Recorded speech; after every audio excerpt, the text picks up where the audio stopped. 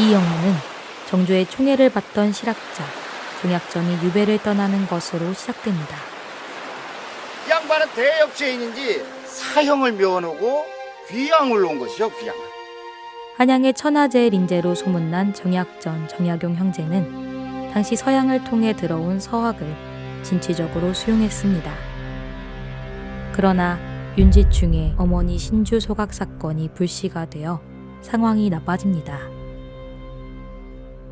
서학은 조선의 통치 이념인 성리학을 부정하는 행동이었던 것이죠. 조정은 서학 신도를 축출해 사형시키고 정약전과 정약용 형제도 참수형의 위기에 처했지만 서학을 믿지 않는다 상소하며 위기를 넘어갑니다. 하지만 정조가 갑작스레 죽자 두 형제를 견제했던 정치 세력에 의해 순조 1년 정약전은 흑산도로, 정약용은 강진으로 유배를 가게 됩니다.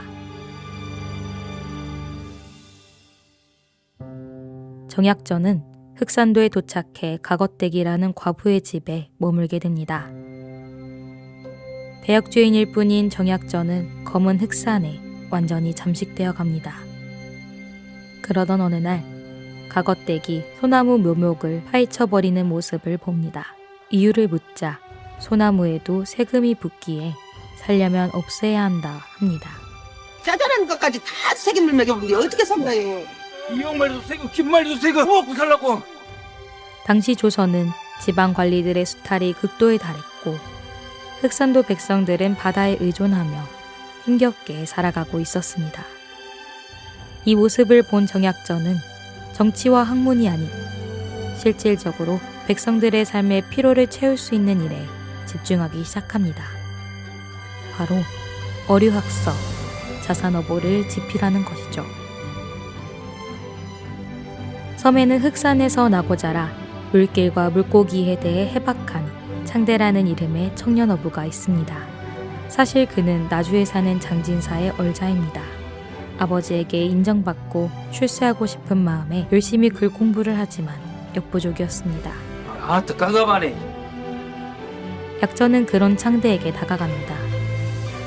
야 찬대야. 내가 아는 지식이랑 너의 물고기 지식이랑 바꾸자. 대역죄인에게 배우고 싶지 않다고 하는 창대에게 정약전은 도움이 아니라 서로의 지식을 거래하자 제안합니다. 창대는 그 제안을 못 이긴 척 수락하죠.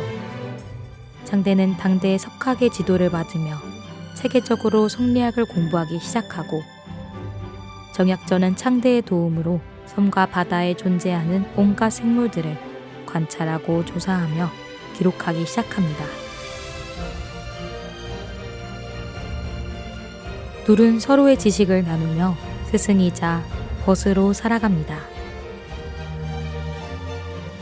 약전의 자산어보 초고가 쌓여가는 만큼 창대의 학문의 깊이도 깊어져 갑니다. 그리고 그 소식을 들은 창대의 아버지 장진사는 창대를 양자로 입적하고 소과시험을 제안합니다. 사실 창대는 하찮은 물고기만 연구하는 약전을 이해할 수 없었습니다. 인자 산상민과 저의 연을 끊어야겠습니다. 자산어보보다 목민심서의 길을 택하겠습니다. 약전은 창대가 출세를 위해 공부한 것이라 분노하고 결국 둘은 각자의 길을 떠납니다. 소과에 급제해 진사가 된 창대가 마주한 것은 지극히 차가운 현실이었습니다. 이 핏덩어리한테까지 군포를 먹인다는 것은 우리 다 뒤지라 이 말이오. 백성들을 쥐어짜서 양반들만 누리는 세상 구조에 창대의 목민신서 꿈은 무너지고 맙니다.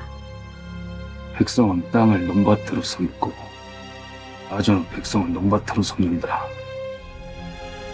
결국 창대는 모든 것을 내려놓고 자신이 살았던 흑산도로 돌아옵니다. 그리고 오는 길에 들른 정약전의 집에는 스승이 완성한 자산어보가 그를 반깁니다. 영화는 창대에게 남긴 정약전의 편지로 끝이 납니다. 학처럼 사는 것도 좋으나 구정물, 흙탕물 다 묻어도 마다하지 않는 자산 같은 검은색 무명천으로 사는 것도 뜻있지 않겠느냐고 말이죠. 세상은 결국 한 사람의 숭고한 헌신과 사랑으로 변화됩니다. 동시대에 그 결과가 보이지 않더라도 결국 그 사랑의 씨앗은 열매를 맺습니다. 물고기와 해양생물 등을 채집해 명칭, 형태, 분포, 실태를 기록한 정약전의 자산어보는 흑산도 백성들의 삶에 실제로 큰 도움이 되었습니다. 먹거리로 여기지 않았던 어류들도 먹을 수 있다는 것을 알려줬기 때문입니다. 백성들은 더 이상 보릿고개를 겪지 않게 되었습니다. 유배라는 최악의 상황 속에서도 사람들의 삶에 애정어린 시선을 두고 신분 차이를 초월해 창대라는 인물을 세우고 힘없는 백성들의 삶을 위해 자산어보를 집대성한 정약전의 모습 속에서 그리스도의 향기가 나는 것은 왜일까요?